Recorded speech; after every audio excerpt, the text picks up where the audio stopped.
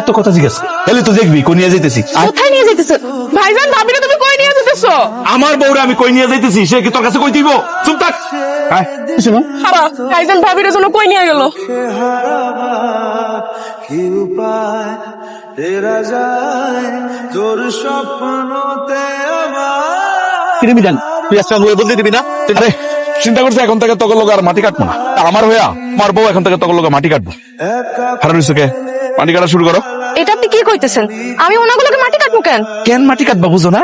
তুই মাটি না কাটলে কামাই করবা কেমনে, সংসার চলবো কেমনে বুঝো না? তুমি কেন কামাই রোজগার করবো? তুমি কেন সংসার চালামো? এটা তো আমার কাজ না। তুমি কামাই রোজগার করবা, তুমি সংসার চালাইবা। শোন, আমার না কাজকর্ম করতে কিছু ভালো লাগে না, কারণ আমি সিদ্ধান্ত নিয়েছি কোন থেকে আর কোনো কাজকর্ম করবো না। কাজকর্ম করবি তুই, টাকা পয়সা রোজগার চালাবি তুই।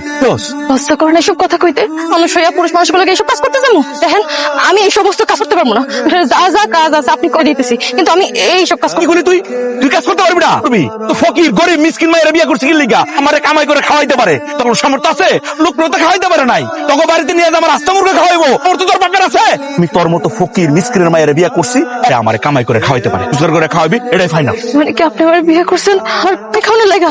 আমার খাওয়ানোর লাগা আপনি আমার বিয়ে করছেন? হ্যাঁ, তোর কামাই খাওয়ার লেগে তুই বিয়ে করছি। তোর মতো গরিব মিসকিন ফকির নিয়ে বিয়ে করবো? আমার কি পাগলে ধরছে?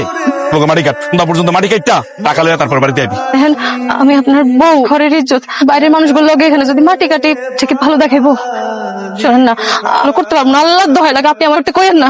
কাটতে পারবি না? তোর সময় আছে, লোকে মাটি কাটা শুরু কর। তুই না কাটস, যদি টাকা পয়সা রোজগার না করস, আমার সাফ কথা তোর লোকে আমি সংসার করবো কিন্তু তোরে। একবার চিন্তা করে দেখতো কি আর তোর বুড়া বাপের কি তোর আরেক জায়গায় বিয়ে দিতে সে সামর্থ্য আছে? না না, আপনি এসব কথা কইেন না। যদি আমার তালাক দিন তাহলে আমি কই যাবো?